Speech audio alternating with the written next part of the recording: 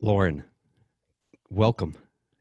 Thank you. Glad to see you. I hear from your background, it looks like you are in an amazing place. Yeah, I just got away for a few days up in Pine Top. So just pretending I'm in a little slice of heaven up here, just sitting among the trees. Good. Lauren, you identify as spiritual. That is your main way that you choose to look at how you experience the world is from those lens, as spiritual lens. You are also an RN who works at one of the hospitals here in Phoenix area, and your major responsibility has been in the COVID unit. Mm.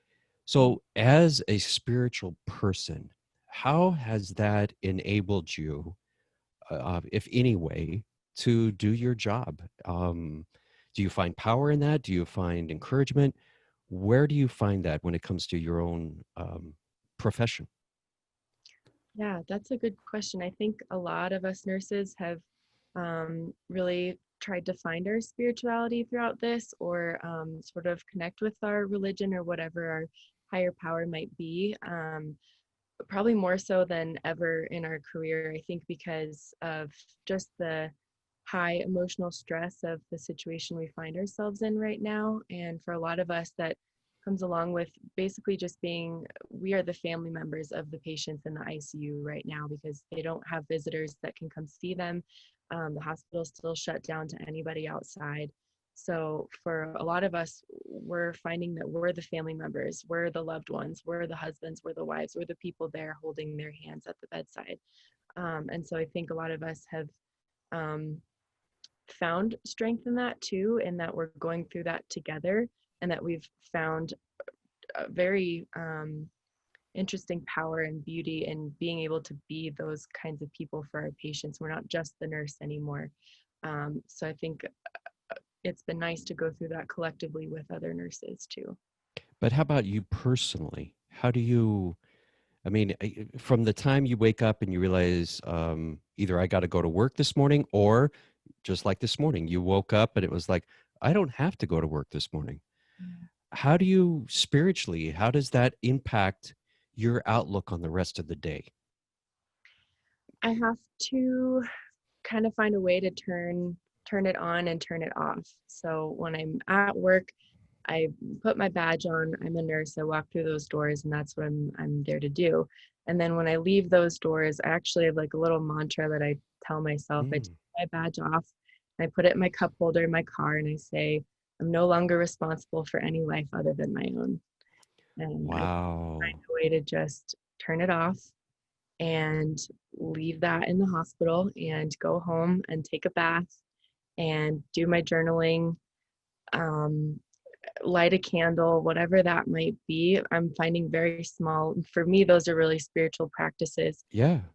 and ways of just kind of regrounding myself and trying to find days like this where I can just be myself and just be Lauren and just be outside and enjoy nature and leave all of that behind.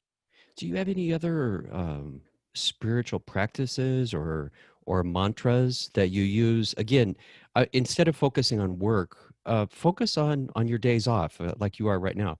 What do you do to kind of rejuvenate yourself so when you go back to work, you have this greater sense of, hey, I can do my job, I can make love real for another person by my job, by what I do and what I say. So, what do you do for you personally on your days off when it comes to the spiritual side of your being?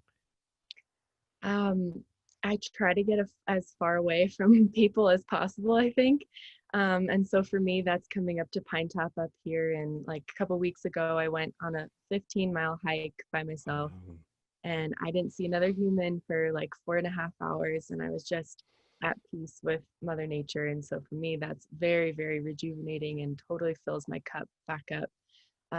So I do things like that. I also really loved, it's been kind of a fun practice to use oracle cards, Mm. and just use it as a way to sit and be still and calm myself, and then use whatever intuition I feel at that moment to pick a card and use it to teach me something for that day. And they've actually been really powerful. So yeah, I'm usually by myself. I'm usually pretty quiet or out in nature. Um, uh, yeah, outside. outside's a big Outside is your one. Yeah, it's a yeah, little and bit. I really respect your comment about that intuitive side Yeah. because I would assume that that intuitive that you develop when you're by yourself has to carry over in all the different dimensions of your life. Yeah, it's something that everybody has too, and it's just like Yeah, a muscle that you need to use and practice. And I think that it's something that I use all the time with my patients, with knowing, having a spidey sense that something's wrong with them. I might not really know what it is, but I know something's not right. And so being able to try to use that intuition in other areas of my life too, in my own personal life too, is yeah. important for me. Well, Lauren, thank you for what you're doing and the way that you have chosen to make love real in a very, very tangible way in people's lives. And so, thank you for that. For those of you who are interested in listening to a little bit more of an interview with Lauren, you can visit our website and you can click on there and hear the rest of the interview. So, Lauren, enjoy your hike if you go hiking today and stay safe. Will do, Tony. Thank you.